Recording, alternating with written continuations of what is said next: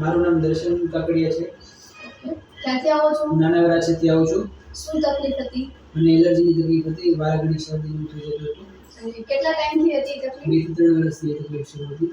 Okay. અને અહીંયા કેટલા ટાઈમથી દવા લ્યો છો? 3 મહિનાથી. ઓકે. કેટલા ટકા રિઝલ્ટ છે તમને?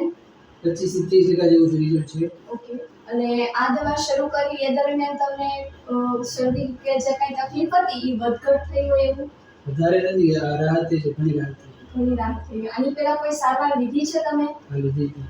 અને તેમાં કેટલા ટકા રિઝલ્ટ હતું? એમાં દવા લઉં ત્યાં સુધી રિઝલ્ટ હતું, પછી નહોતું. ઓકે. અને અહીંયા તમને સ્ટાફનું વર્તન કેવું લાગ્યું? ખૂબ સરસ છે. ઓકે.